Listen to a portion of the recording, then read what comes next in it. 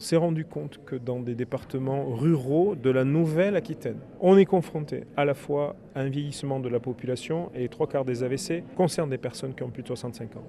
Donc on est dans des départements où les personnes âgées sont isolées de tout le système médical. Donc on a aussi une question à se poser de savoir comment on aide Madame Y qui habite dans la ferme loin de Limoges, ou loin de Guéret ou loin de Brive. Donc le tour, ça a été aussi un moyen de faire passer à chaque fois des informations, de donner la parole aux neurologues, de continuer à expliquer ce que sont les signes d'un AVC, ce qu'il convient de faire. Mon rôle, c'était de donner un visage humain à quelque chose qui fait peur, de montrer qu'en appelant le 15, on pouvait s'en sortir. C'est ce que j'ai fait. Ça veut dire que la dame qui est dans sa ferme, dans un village éloigné de la Creuse, si elle fait le 15, elle a beaucoup plus de chances de mettre les atouts de son côté pour s'en sortir. Les trois principaux, les plus fréquents, c'est quelqu'un qui brutalement a du mal à parler. Si on lui pose une question ou qu'on lui demande de répéter une phrase, il n'est pas capable de le faire.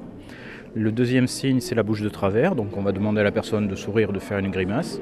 Si la bouche part de travers, c'est qu'elle est paralysée d'un côté. Donc c'est peut-être un AVC, il faut appeler le 15. Et le troisième signe, c'est une faiblesse du bras ou de la jambe. Donc on demande à la personne de tendre les bras devant, de lever les jambes ou de marcher.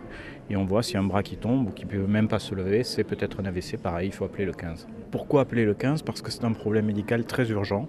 Nous, médecins, on a en gros 4 heures, un petit peu plus de 4 heures, pour essayer de mettre en place un traitement efficace et sauver la partie du cerveau qui est en état de souffrance, et ce qui permet de diminuer les séquelles et les conséquences de l'accident vasculaire cérébral. C'est quelque chose que l'on observe déjà depuis plusieurs années, notamment en France, sur les bases du registre de Dijon, qui est la base épidémiologique française, où on voit que le nombre d'AVC chez les jeunes de moins de 40 ans augmente à peu près de 2% tous les ans. Donc au bout de 10 ans, ça fait plus de 20%.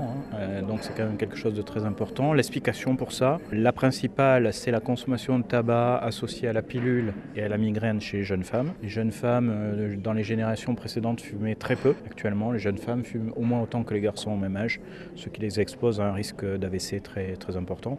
Et puis le deuxième élément, c'est l'hygiène de vie. Globalement, on fait tous moins d'activités sportives, on mange tous très mal ou moins bien, on ne prend pas le temps de s'asseoir, on ne mange pas varié. C'est la variété de l'alimentation qui est importante.